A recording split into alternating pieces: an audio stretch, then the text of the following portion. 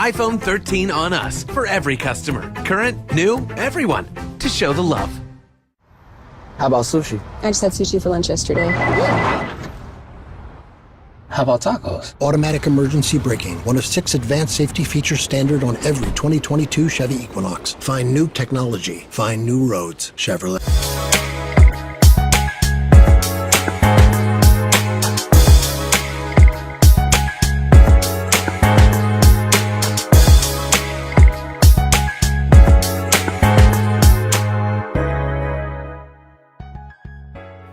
I'm Deborah Owens, America's Wealth Coach, and it's time to get wealthy. You're going to learn exactly what you need to do to finally achieve the level of financial success you desire and you deserve. So I know you've heard of, the 3 little bears. You probably heard of the Berenstein Bears. Well, today we're going to talk about 4 bears that are teaching kids and families the way to build wealth and gain the financial literacy you need to navigate the financial system. My guest is a CFP, and he kept having his clients ask him, how do I teach my kids about money? And so he's created a platform to do just that. So here are the 3 things they don't want you to know about what it means to teach kids financial literacy. The first thing is, kids model your behavior. So however you're behaving with your money is probably how they're going to behave with theirs. Secondly, financial ignorance is expensive. And so the lack of financial knowledge from childbirth on really impacts our ability to create and build the wealth that we need. And then finally, the knowledge of how to build wealth is inherited. And so often, because our parents didn't know how to manage money or the sophisticated things that you needed to know, we probably don't know either. And that's why I'm excited to have our guest on today. Matt Gardner is a certified financial planner. And what a certified financial planner is someone who's gained a lot of knowledge, not just about money, but about financial planning holistically. So he has a lot of clients, and they were asking him about how to teach their kids about money. And so he's created a financial literacy platform, and it's called the Four Bears of Berryville. But at any rate, I don't have to tell you all about it because he's here with me today. So Matt Gardner, welcome to Get Wealthy. Deborah, how are you doing today, ma'am? I'm doing great. You know, I was so excited. I know that this isn't your first book on money, but what I love about what you're doing with the Four Bears of Berryville is you're not just focused on investing, you're really focused on teaching folks about how money works, is how I like to term it. So I want to just start by asking you, where was the genesis of this idea? So the first book that I wrote is titled Motivate Your Money. And I wrote that book. Really, it took a while. I have blessed really to spend 20 plus years in the financial services industry. And I was working with people that had substantial wealth, but it was eye-opening that they really didn't have a lot of basic financial planning or financial education, you know, the difference between a term insurance and permanent insurance, why an IRA or 401k is better for long-term growth. And so that's when I wrote Motivate Your Money for adults. I share my Mac nuggets. I like to simplify things for clients because our industry can be very complex. And so by breaking things down, making them simple for folks to understand, that's what I was looking to achieve with my first book. Then something kept coming up. Specifically, one of my clients came to me and said, Mac, she was serving on the board of Jack and Jill in Houston. And she said, Mac, love the Mac nuggets, love the first book, love how you break things down and make things simple for folks to understand. Would you be open to writing something for children? And that is how the Four Money Bears came to be. It's a book to help parents who probably never got that financial literacy, financial education, experience, and exposure at any point in their life to be able to start the conversation in a fun and entertaining way with their young children as early as elementary school. As early as elementary school. And I'm so glad you said that because people often ask me, well, when's the best time to start investing? Or when's the best time to start teaching your kids about money? And often I say it's at birth. And so at Get Wealthy, we have a framework on this show, and it's called Mindset, Strategy, Execution, the framework for achieving financial success.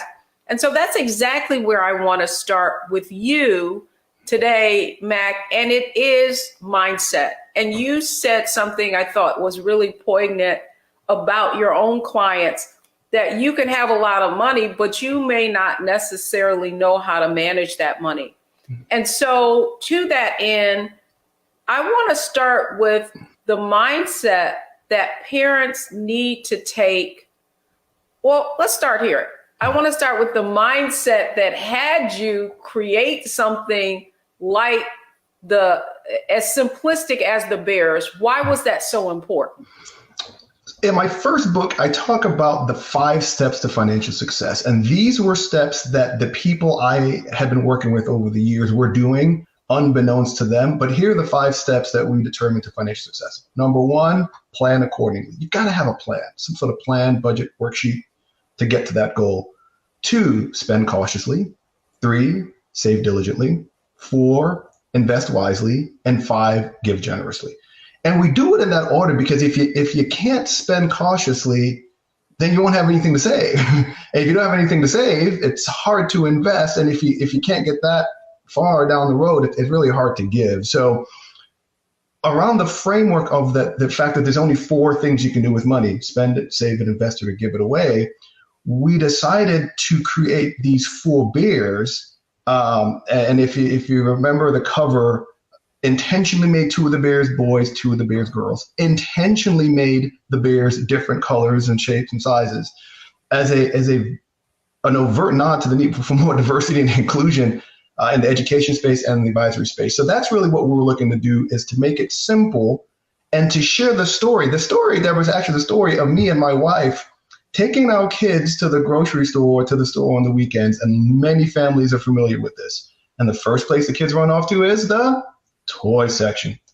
And you have to kind of ask and wonder, though we are fortunate to be able to buy them something whenever we go, they really had no understanding or realization of what their options were with it. They knew they can spend stuff, use it to spend, and they knew they could put in a piggy bank, but they weren't aware of these 2 other very important functions of money: investing and giving. So that's what we're looking to do with the 4 Money Bears, is to open the awareness of young people and the parents to say that, hey, you've got options when you go to the store. You have choices when you go to the store. And to open the mindset up from just 2 functions of it to 4. And, it's interesting that you said that, because I believe that the way my parents didn't talk about money, all I knew was that, my parents worked, my father, was sort of like the typical head of the family, breadwinner. He managed most of the money. And if I just asked for something, I was told yes or no, oftentimes no more than I would like.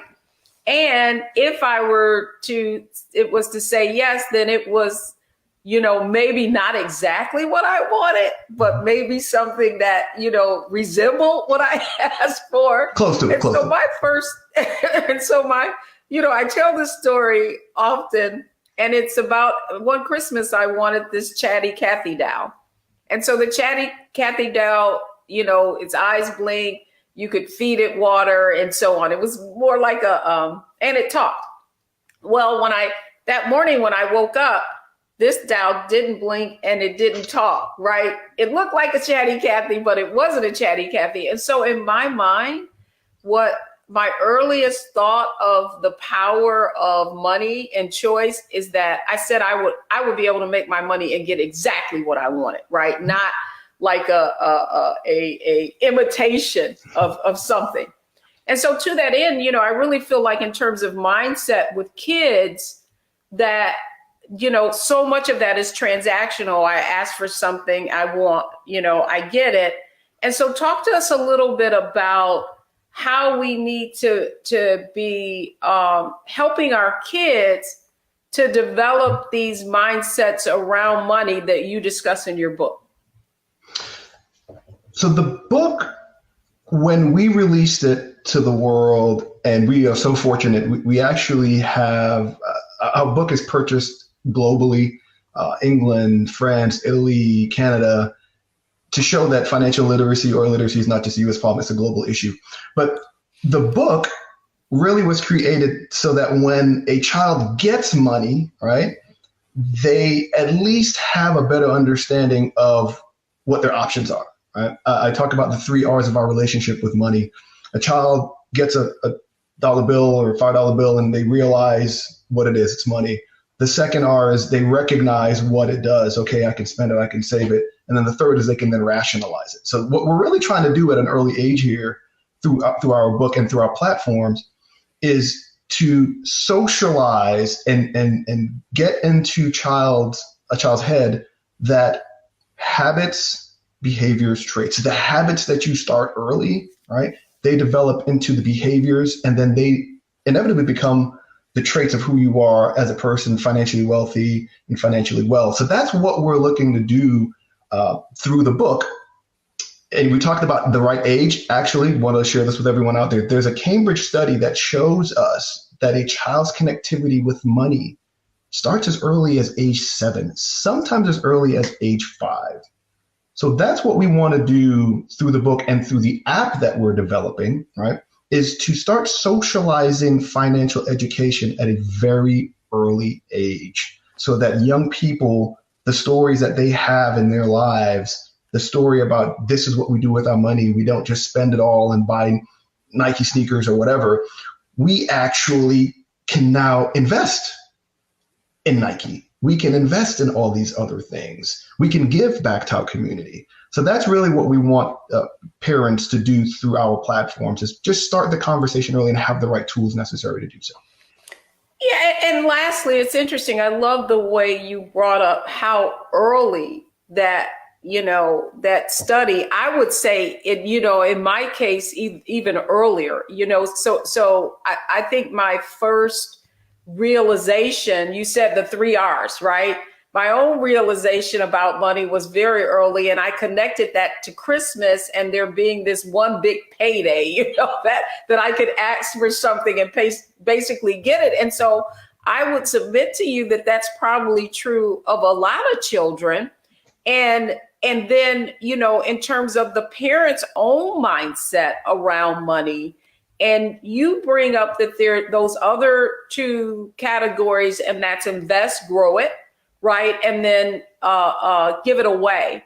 And so how much have you found that the parents' own mindset, whether it's, maybe a poverty mindset, scarcity, or abundance, influences their child's, as you said, behaviors and habits around money? One of the studies that we did some research on shows that the first habit a child picks up is their parents' spending habit, right? We do this thing called the $100 bill challenge. And I did it because I was speaking to these elementary school students, and I'm like, okay, I got to find a way to capture these kids' attention, man. All these kids running around and, playing and stuff. So I keep a $100 bill on me in my wallet, and I take the $100 bill out, and I will ask these young people, if I gave you this $100 bill, what would you do with it? And the 9 out of 10 folks, the response is they would spend it. So what that showed us, and I've done this many, many times. In fact, I open all of my speaking engagements to schools with that $100 bill challenge. What it shows is that children, for the most part, are conditioned to consume. And the reason why they're conditioned to consume is because we live in a commercial capitalist-based society, right? Where they're seeing commercials all the time. They're seeing things to spend their money. And if the parent, whether from an abundance or from a scarcity mindset, if they've never had that knowledge and financial background and education to be able to drop into this child's mindset that they have these options, it can be catastrophic, because I've worked with people who don't necessarily have a lot of funds, and the children don't get the education. I've also worked with people that have substantial money, but because they never got that education and those tools to pass on to their kids, the children don't have that knowledge. So it's fascinating that you asked that question.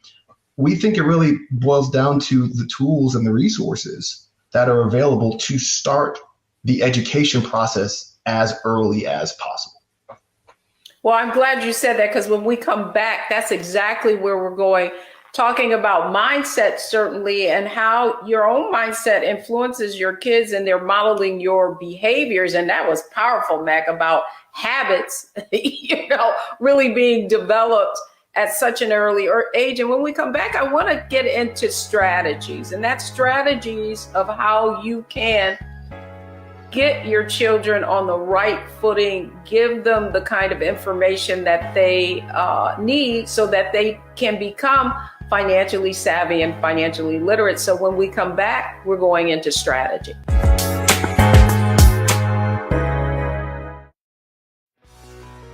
Let's be honest, as successful women, we're crushing it. Maxed out 401k and Roth IRA? Check. Aggressive savings and investments? Check. Yet, the freedom our success was supposed to buy can leave us stuck on the six-figure hamster wheel, watching retirement slip further down the road. There's another way. Get coaching courses and community at wealthyu.com. Love our new Alexa. It's a Buick. Yeah, Alexa. Buick. Alexa. It's a Buick. It's an Alexa. It's a Buick. It's an Alexa. Coach, that's a Buick. That's an Alexa. the Buick Enclave with available Alexa built in. Pull up a chair, take your seat. The Black Tape with me, Dr. Greg Carr, here on the Black Star Network. Every week, we'll take a deeper dive into the world we're living in. Join the conversation only on the Black Star Network.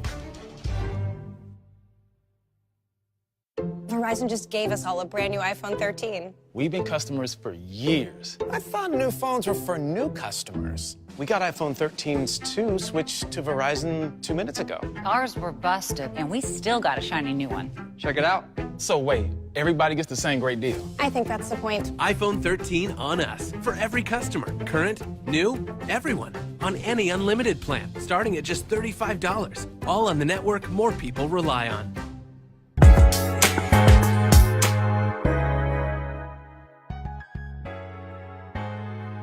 Welcome back, everyone. I'm Deborah Owens, and I'm having a fascinating conversation with Matt Gardner, who is the author of the 4 Money Bears. And he's really talking about how your habits and behaviors are developed at a very young age and what parents can do about it. But also, how can it inform you in becoming financially literate too? So, Matt, thank you so much for just sharing, more like real studies and, your own. I thought that $100 bill, what would kids do with it? I bet you they got that. You got their attention.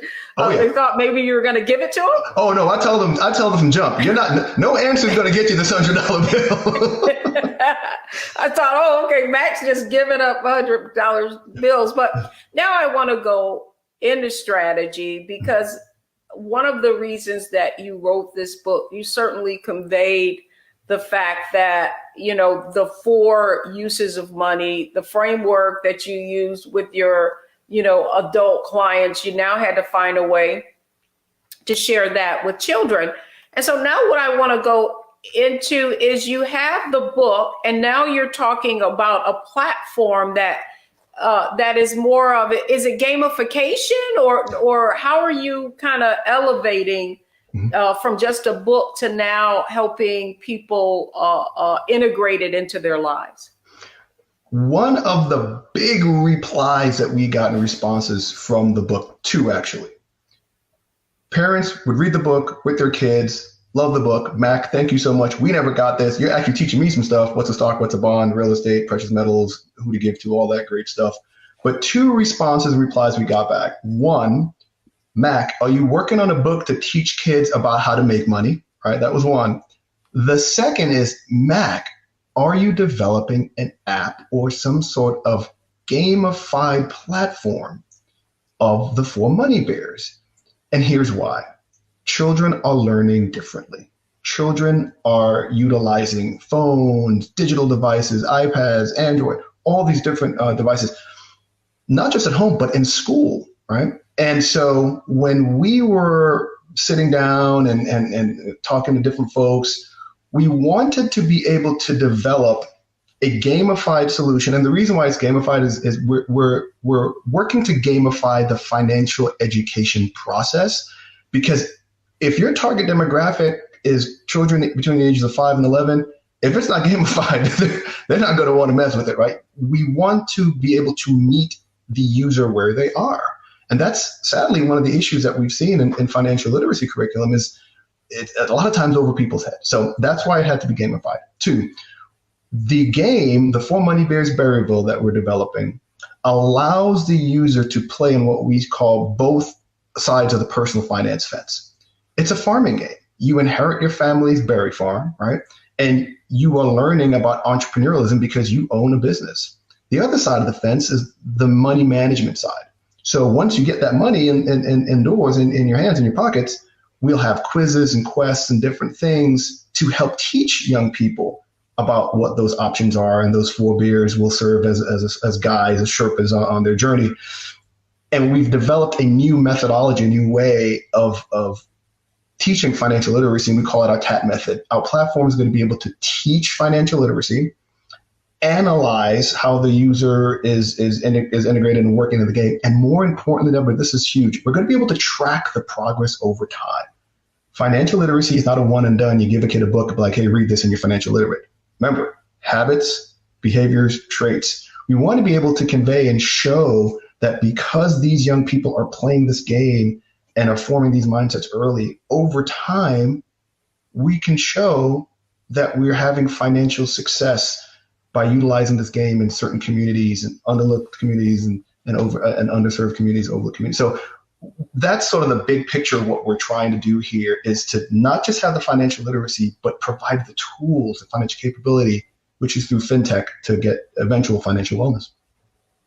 Well, it is interesting that you kind of, so typically you're talking more about investing, and I do find it interesting that you've incorporated entrepreneurship into it. As you shared, they inherit the Berryville farm, and now they've got to figure out how you actually manage a business. Why did you feel like that aspect of it was so important? Because, and I want to just help you understand why I asked the question, is because one of the things that has become evident to me is that in our society, even though entrepreneurship and business is incentivized, it kind of baked in our tax system, and that you get certain benefits if you're, really for job creation, you get certain benefits, and tax-wise, it's more beneficial.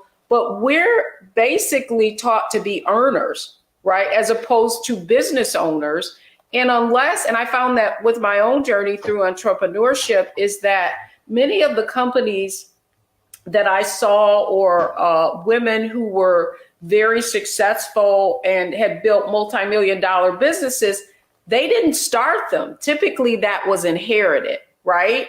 And so to that end, talk to our audience a little bit about why you need both sides of the equation to understand how it works, money works overall. Yeah, so many ways to go with that question. When a child first gets their experience with money, one of the first things you hear in our society, a kid wants to go and start a lemonade stand, right? Right? Hey, let's grab some lemons, let's go out there, let's put our table out and put some lemonade so that they can start earning money. Right? We view the For Money Bears Berryville game as a child's on-ramp to their digital financial literacy journey, right? So it's, in essence, just a digital lemonade stand. Why that's important? You see, why that's important is that we want to be able to show young people, as well as old, right? This game isn't just for elementary school kids. It's a game, anybody can play it. But the importance of how you can control your earning ability, all right? Which whether your path is to become an entrepreneur or not, just understanding that you have to put in work in order for money to get to you, no matter if you're 1099 or W-2, right? And I can't tell you how many times I've worked with folks who have started businesses, and for whatever reason, they picked up good traction on that entrepreneur side, but when it came to the managing on the money side, were not that successful because they never had that guidance. So they'd make a lot of money, but they weren't managing it effectively or efficiently to either take care of the family, grow the business, so on and so forth. So that's why I think it's so important for young people to understand both sides of that fence, understand the importance and why it's important to be an entrepreneur and make money. But then once you've got the money in the door, you've got to learn how to manage it and manage it effectively and efficiently. Well, I do think, though, and, one of the things that I've done in the past is I created a curriculum that really, the gist of it, the objective was really to compare how the same way you manage your money is the same way a company has to manage theirs, right? So you're earning an income, they're bringing in sales and revenues. And I do think that's a very effective way of really meeting people where they are. Now, these were adults, certainly, and then helping them it be easier for them to understand the concept of actually analyzing and researching a company. So when I saw you start with that, certainly it's from an entrepreneurial standpoint and maybe not multiple employees and that sort of thing. I do feel like that's the missing link. I do feel like, and I hope even with your game, that there is a way for people to marry the two, right? Like you started your own company, you earned money, maybe you went into the workforce, but now you can invest in other companies and you know how they did it. So I feel like in our society, because we have what I call the income mindset and we've taught to be earners, not necessarily business owners as opposed to entrepreneur, because there is a difference, right? Like I'm sure you have a lot of self-employed clients as opposed to business owners. And so I just wanted to get your thoughts on that. When I talk to folks about money, and I love that you brought this up, the day you earn your first dollar, you are in essence a business, right? I talk about this concept of a FinBod. A human body has muscle, bone, tissue, so on and so forth, but a human body eventually will die, right? There's a limited amount of time. A financial body can last for generations. Here's what I mean. I would ask people kind of flippantly, hey, do you remember the name of your great grandfather or grandmother? Most people laugh like, no, I don't remember that. So the Rockefellers do, the DuPonts do, the Carnegies do. Do you know why? Because there's a trust with those great grandparents' names that's providing them an income. That financial body that was created generations ago is still alive and still helping all these people. And so once folks can get into this mindset that the decisions that they're making, those 3 R's, the realization of what money is, right? The recognition of what it does, and then the rationalization of how to use it. Once people start understanding, oh, hold up, I can actually use this to build things, and my money can actually work harder for me than I can work for my money. Let's really start doing this investing and doing it long term. And then imagine this, Deborah. Imagine these conversations had by a 7-year-old, that a 7-year-old has started investing. Imagine the runway that child now has to be able to invest and build and have so many different options. I just think that's why, technology and the game that we're building can really make some amazing impact into the lives of so many people, so many communities. And when we talk about the wealth gap, I think the best way to close that wealth gap is through education and knowledge and providing technology to get that stuff through. You'll have no argument from me there, Mac. I mean, I truly believe that the wealth gap is a knowledge gap. Mm-hmm. Well, I used to think the wealth gap was a knowledge gap, but it's also a knowledge and an application gap, right? Mm-hmm. And so that's what you're really talking about, what you're really inventing, what you're creating on this platform. That whole gamification is you must do, mm-hmm. right? Not just watch. Mm-hmm.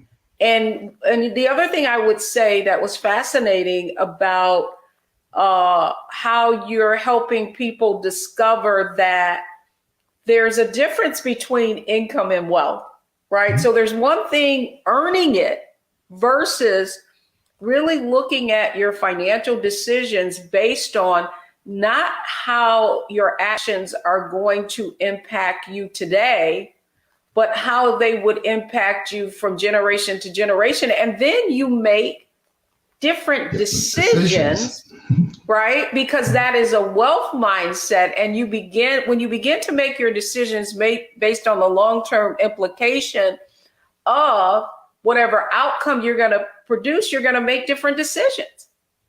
1,000%. And one of the things that is hindering folks from making that is the knowledge, one, the capital. If you are in a home or household where financial decisions had been made up to a point that are relatively restricted to spending, saving. And we talked a little bit about this before we jumped on the call. You know, some people, the way the industry works is if you answer an RTQ and you're not that knowledgeable of investor, a lot of these firms will put you in a very conservative model. So just what you used an acronym, and that RTQ is what I want you to define. Sorry, a risk tolerance questionnaire. Sorry, sometimes I jump into lingo land. That's okay.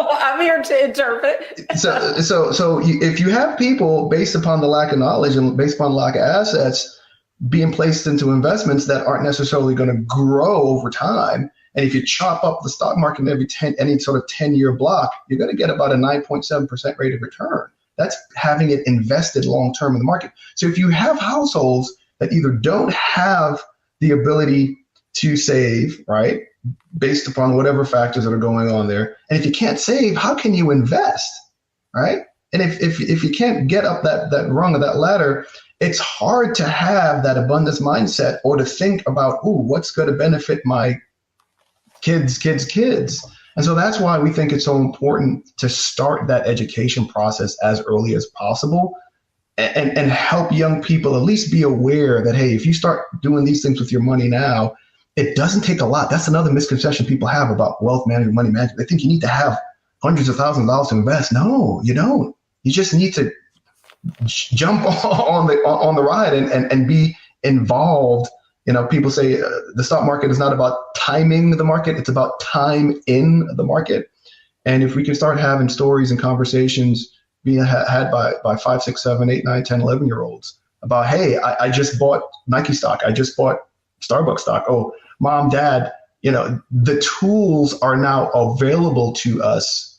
And we haven't talked about those fintech resources that are out now that allow a parent to not just have that conversation, but to buy fractional shares of these companies and put it in the kids' names.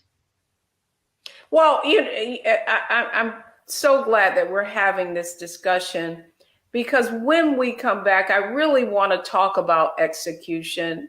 And it's based on something that you said in this segment about you don't need a lot of money to invest. You just need to get on the runway. When we get back, I want to talk about execution and some of the baked in systemic obstacles that are really preventing people from doing just that. So when we come back, folks, we're going to talk about, okay, you've heard Mac talk about this book, How to Teach Your Kids About Investing, you know, how the mindset and parents' own behaviors really impact how the habits, if you will, that their children adopt going forward. Next, I want to talk about how you actually execute on some of the information that you're learning today. So don't go anywhere, folks. We'll be right back.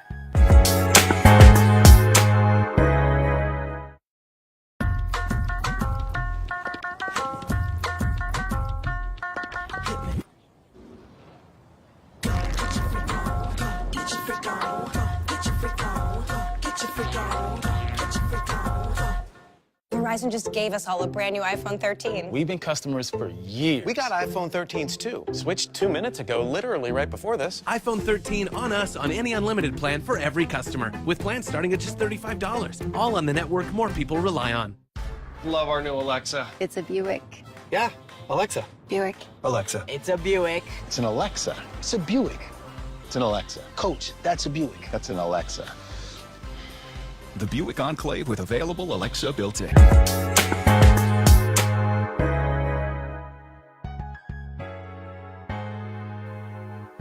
Welcome back, everyone. I'm Deborah Owens, America's Wealth Coach, and this is Get Wealthy. And if you've got kids, I want to make sure you have them come join in the conversation. Or if you have other family members that you know should be hearing this information about how to build and help kids be financially literate, financially smart, financially savvy, so that they can learn how to build wealth at an early age. That's what our conversation is about today with Matt Gardner. He's a CFP and also author of the 4 Money Bears. He is creating a financial literacy application, really with gamification built in so that kids can have fun while they're learning about money. So Mac, fascinating conversation. Love how you talked about mindset and also strategies, right? So now I want to get into execution because, of course, one of the things that we agree on is that the wealth gap is a knowledge gap, but more importantly, it's also an application gap. And so you said something really interesting in the last segment about the fact that it doesn't take a lot of money to invest. Like so many people think you need hundreds of thousands of dollars. But here's what's fascinating that I've learned since launching Wealthy You, and it is that many people are reaching out to investment companies, and because they don't have a certain amount of assets, they are being asked to just fill out that RTQ. And because they don't know the impact that the questions they're talking about in terms of risk, I say, oh, well, I don't have enough knowledge. They're being kind of put into like lower risk, lower performing funds, when in fact they should be, in more growth oriented types of investments. So talk to our audience a little bit about what are some strategies that they can use to execute on what we're talking about today. Yeah. So when I would sit down with clients, there are these little, I guess, Mac nuggets, but they've been around, so I can't take full credit for them. But I talk about the rule of 100 when looking at it, putting together a portfolio, how much should be stock, how much should be bond. And so the rule of 100 pretty much states that if you're 20 years old and you're starting off your journey, first job, you have a 401k plan, you want to start putting money away, you take 100, you subtract your age, 80% of that portfolio should be in equities and then 20% should be in bonds. And really just a rule of thumb, right? It's not the same for everyone. But what that shows people is that as you get closer to retirement, let's just say you're in your 60s or let's say 70s, rule of 100 states that you take 100, subtract your age, 70% of your portfolio should be in safer type of assets because you can't afford volatility, especially if you need to generate income. And then the remaining should be in equity. So your age should be your fixed income and the difference should be in equity. So those are little rules of thumb that are out there. The rule of 72. A lot of times when we're sitting down with folks, people say, well, okay, Mac, when can you double my money? I was like, you want to know when? There's actually a formula for it. If we can get 10% rate of return on your portfolio, 72 divided by 10 equals 7.2. Your money, if we can get you 10%, will double in 7.2 years. And why that's a powerful tool is when we're talking to people about the power of inflation, and if inflation's chugging along at about 3%, right? That means that the stuff that you're buying today will double in cost in about 20-something years. So, or even more powerful, if you keep your money invested in something that is only earning you 1%, and we talk about the rule of 72, your money won't double for 72 years, right? So it's these little bits of knowledge, right, that are important to be able to share with folks. And so when we're looking at developing our game, we want to be able to provide these resources so that folks can implement this knowledge. And technology, I say there's a bunch of tech out there that can help you do stuff with your money, right? I can take out a $500,000 mortgage on my phone right now. Invest, I can do that on my phone. Banking, I can do that on my phone. Insurance, I can do that on my phone. We think that fintech, there's a huge opportunity because there's not a lot of stuff out there that teaches you what to do with your money and provides those strategies and those ways for implementation. So that's why we created Finlit Tech, is to build that bridge between financial. Yeah, but I would say so my point is this, Mac, it's that if I am listening to you and I say, yes, my kids need to invest, I need to invest, right? Mm-hmm. And I'm told I don't need a lot of money, then what is the next step? Now I do, one of the things I'm a big advocate, talk about Finlit Tech is once I get this knowledge, look, I can apply it, and there's so many channels now, right? So you've got apps like Stash App that allow you to invest as little as $5 or $10, at a time. So in mutual funds, and whether it's Stash App or who am I thinking of? Robinhood, has a platform more about stock trading. But the point I was making is that, for example, even using the rule of 72 and using the formula of 100, when I started out, I'm dating myself, more than 2 decades ago, we've been using that formula, the rule of 100, right? And now what we know is that our life expectancy is so much longer. And so now the risk isn't dying too soon, it's living too long. And so even in that case, if I were to get to like retirement age of 70, do you still feel like that 70, the only 30% should be in equities or stocks? Let me not talk too technically. Not only 30% invested in the stock market. Is that not still too conservative? So I agree with you. It depends. When you're sitting down with clients, right, you do a full profile of them and you find out they may be 70 years old, but that stack of money is not for them. It's for their children or their grandchildren. They're not going to park that in 70% fixed income. They're going to put that in equities. It depends. That whole rule of 100 I use because what I see way too often in our communities, I'll give you a story. Young man, maybe the first in his family to go to college, maybe the first in his family to get a great job and have a 401k.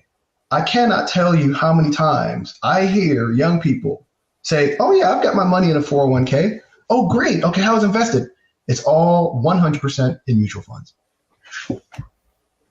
No, you've got the right vehicle, but you've got the wrong engine in your vehicle. And so I share that rule of 100 so that people have this understanding of why they should have more stock in their portfolios when they're younger, as opposed to when they're older or later on in life. If you're looking at, let's say, a retirement portfolio.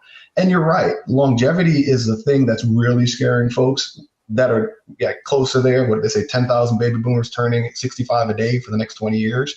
But I think when we're talking about introducing financial literacy to younger people, we got to simplify stuff and at least give them these little nuggets to hold on to so that they're not in their 20s in their first 401k plan and they've got all of it sitting in the money market, Yeah, I mean, so I guess that's really the issue, right? Yeah. The fact that the wealth gap that knowledge gap is really preventing people from making the kind of decisions and informed decisions, understanding risk and what will happen, right? Understanding the risk reward, like if I'm too conservative, my money's not gonna grow.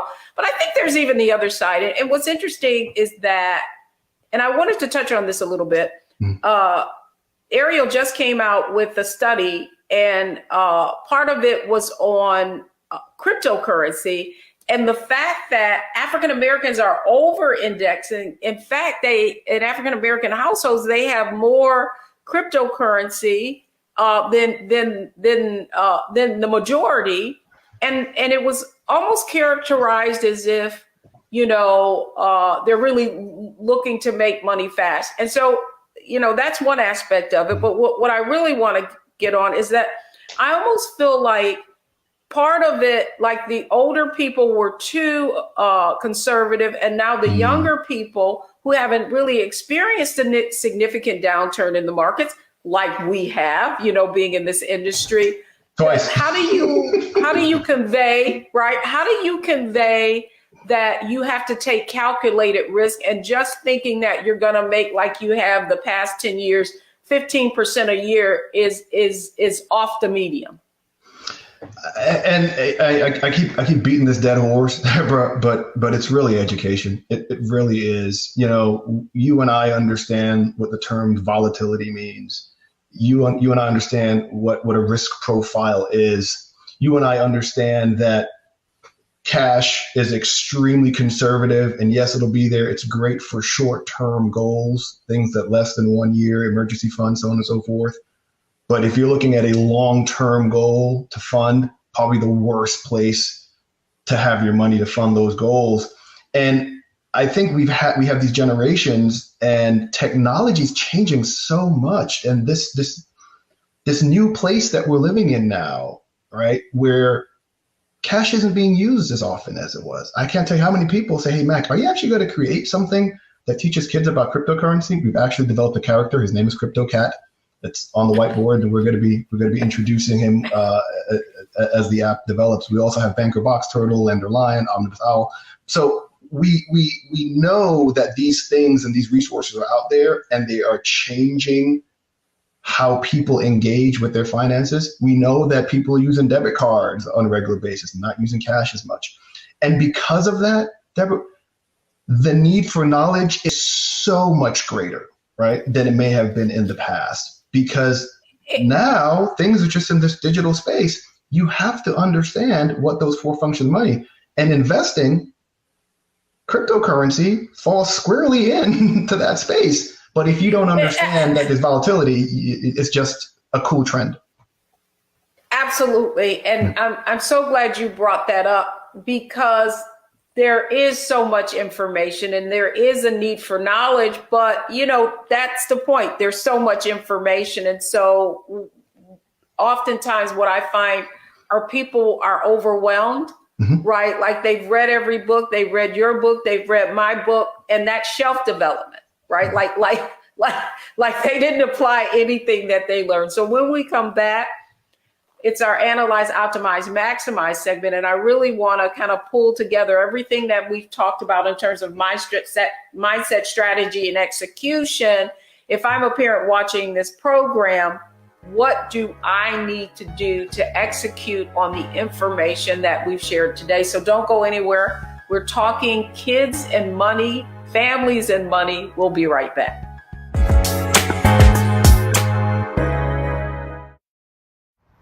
How about sushi? I just had sushi for lunch yesterday.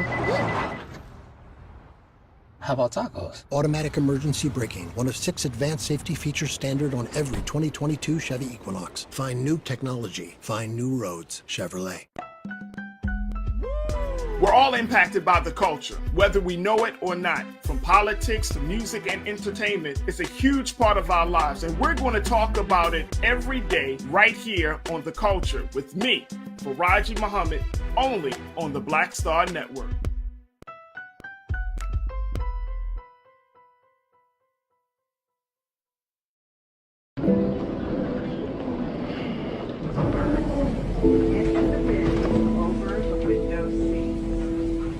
Are the only bins that will accommodate larger rollerboards.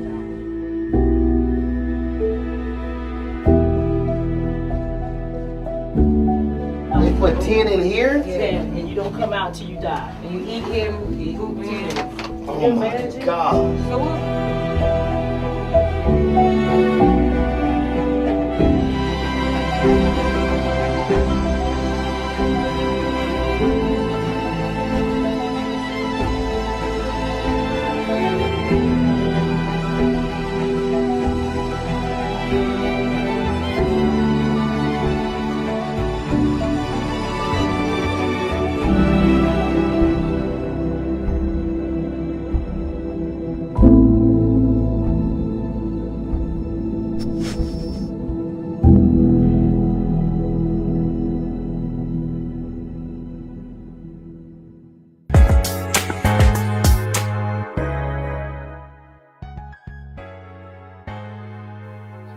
We're having a conversation about kids, family, money. I hope you're enjoying this show. I'm certainly so glad that we're really bringing this topic where it needs to be. And this is in the home. We need to be having these conversations because as parents, we're impacting our kids.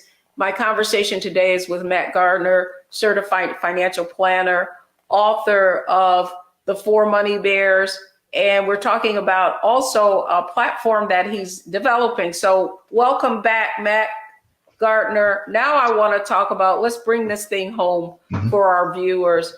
Analyze, optimize, maximize. So the analyze part of it is, okay, I know I need to have these conversations with kids. How do I, where do I need to start? Just in looking at my own situation and maybe how I've been complicit in maybe raising children who aren't as money savvy.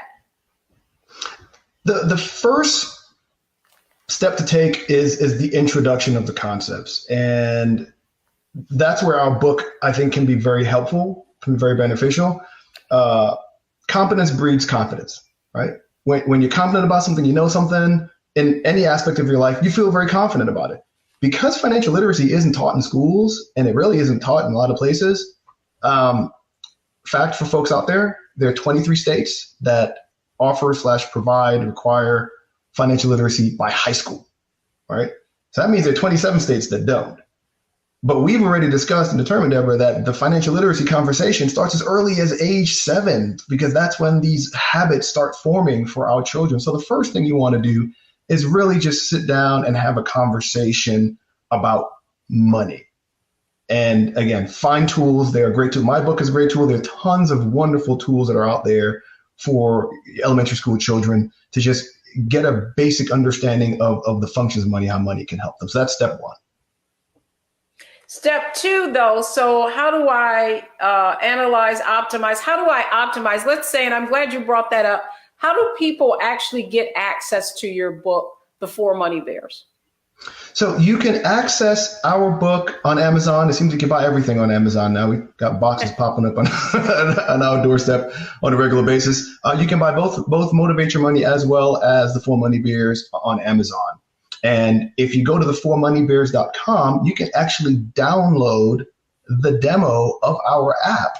And you and your young kids can go on there and start getting familiar with the 4 Money Bears and harvesting berries and taking care of the farm. So that's the best way at this moment, is to go to the4moneybears.com to download the app, or you can go to Amazon to buy the book. And then maximize, like if I'm a family and I want to be able to take this information and actually start integrating it into, our kind of like, what do you suggest? A family meeting monthly? How often would you kind of engage in the tools? The book is a tool and resource that you can. We've had families that's the good night book, that's the go to sleep book for weeks on end. We've also had families that read it one time and then 2 or 3 years later, hey, you know what, this cool book, let's pull it out and start reading it. So the book is a great tool for those, as needed engagements. Hey, you want to refresh, do some things? That's why we're developing the app, so that we can have a more engaging experience that can last longer periods of time, so that we can actually track the progress. I will also like to mention there are a couple of other tools that are out there. You may be familiar with Tanya Van Court. She runs Goal Setter, which is a great tool, great app, teaches kids about financial literacy, teaches them about banking. The kids get a debit card, can do things that way. Evan Leaphart runs a program called Kitty Credit. That's a huge area that young people need to have a better understanding about. So there are tools that are out there that are being developed by brothers and sisters in this, what I call the FinLit tech space, to help you as a parent really start not just having the education, but implementing these strategies through technology. Oh, that's excellent. Mac, I can't thank you enough for providing our audience with additional tools. Again, you can get the book 4 Money Bears, Matt Gardner, CFP, through Amazon. And I want to go right into what are the 3 takeaways from today's show.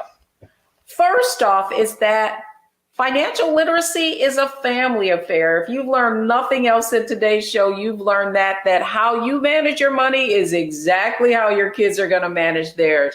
So that means you've got to start teaching your kids as soon as possible. That study blew your mind.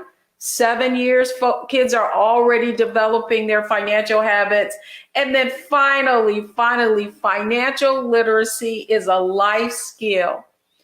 If you don't understand how to manage your money will manage you. And with that, I want to thank you so much for joining us on Get Wealthy today.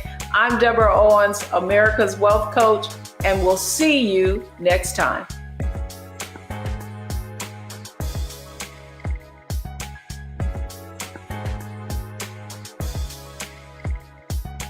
How about sushi? I just had sushi for lunch yesterday. How about tacos? Automatic emergency braking, one of 6 advanced safety features standard on every 2022 Chevy Equinox. Find new technology. Find new roads. Chevrolet. It's time to be smart. Roland Martin's doing this every day. Oh, no punches! Thank you, Roland Martin, for always giving voice to the issues. Look for Roland Martin in the whirlwind, to quote Marcus Garvey again. The video looks phenomenal, so I'm really excited to see it on my big screen. Support this man, Black Media. He makes sure that our stories are told. See, there's a difference between Black Star Network and Black-owned media and something like CNN. I got to defer to the brilliance of Dr. Carr and to the brilliance of the Black Star Network. I am rolling with Roland all the way. Honored to be on a show that you own. A black man owns the show. Folks, Black Star Network is here. I'm real revolutionary right now. Roland was amazing on there. Stay black. I love y'all. I can't commend you enough about this platform that you've created for us to be able to share who we are, what we're doing in the world, and the impact that we're having. Let's be smart. Bring your eyeballs home. You can't be Black-owned media and be scared. You dig?